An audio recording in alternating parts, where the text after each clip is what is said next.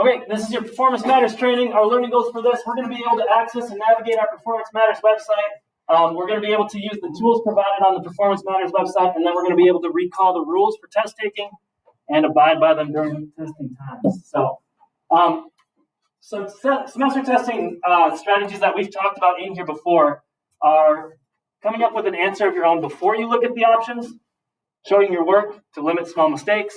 That's why we have scratch paper. And then doing the process of elimination anytime that you can, and then not leaving any answers blank. You guys don't know this maybe, but on a semester test, you don't get if you leave an answer blank, it's the same thing as getting the answer wrong. So you might as well guess, is what I'm getting at here. Semester testing procedures. Cell phones, Apple Watches, headphones, or other electronic devices need to be completely turned off. You may only use the scratch paper and formula sheet that's provided. You may use a pen, but it's highly recommended that you have a pencil for the test, just for if you need to erase or anything on your scratch work.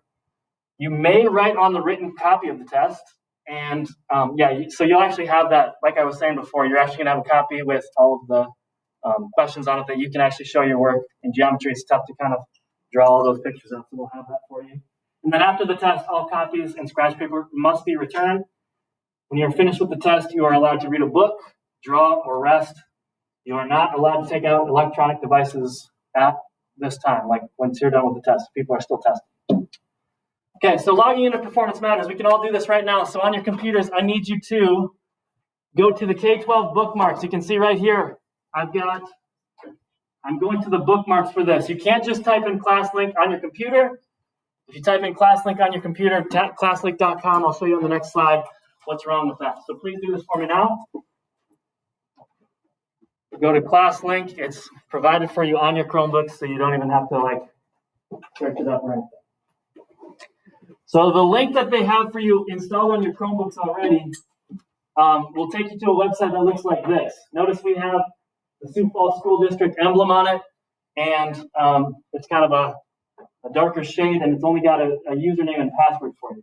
Over here, it's got a username, a password, and a code. They've given us a link where they've typed in the code for us already. That's why we don't have to do this. If you just type classlink.com in, you're gonna come up with this. That's not gonna be right. Okay. When we sign into ClassLink, I've got the information that you need to type in. This is basically everything before the @ symbol in your email. So it's your first name, last name, initials. The first one's uppercase, the second one's lowercase, and then the numbers in your email address. And then your password is the same idea, first and last initial. And then the 6 numbers there are your student ID number and then the year that you were born. So go ahead and sign in now to ClassLink using those directions.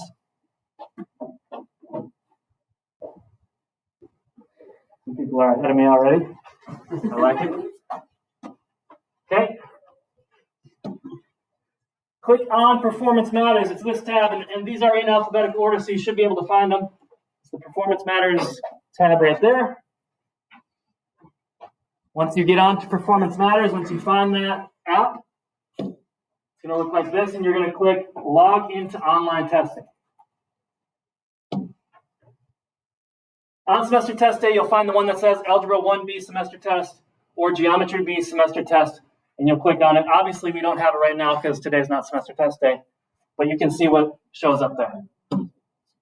A couple things that you might not know. Even though we've used this before, I just wanted to reiterate a couple things. I don't like this, but the website has Submit Test in green right there, right in front of you. So if you click that right away, you're going to submit your semester test, and there's no going back. We have to either click Next Question or Next to actually start the test.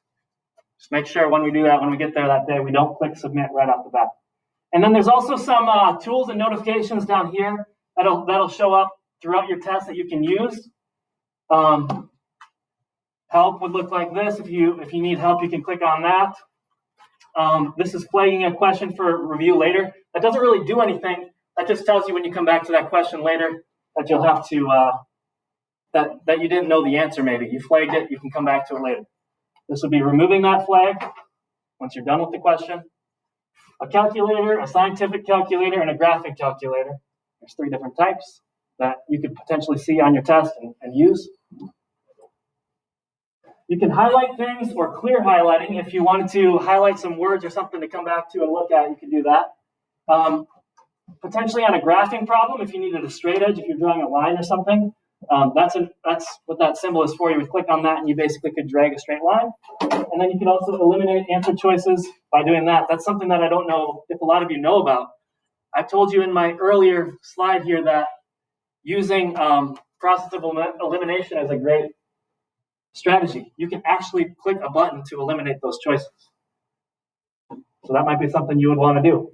And then you can use a ruler as well. Okay, here's an example question. This is actually an algebra question, but it's the same idea. But if I was done with the test, submit test is up there. These are where all your questions are going to reside. So questions 1 through 3 in this example, but you'll have more than that for the semester test. If you leave the browser, this will pop up on your screen. You're not allowed to leave the browser. So if you do leave the browser, I'm notified, and you get this popped up on your screen. And if that happens, then we've got to, well, then you get your name written down. We talk about that later and figure out a plan there. So you're not allowed to leave the browser. All right? And we are notified, and it just locks your test out. Again, once you're finished, you click Submit Test. And that's it for Performance Matters. Are there any questions? All right.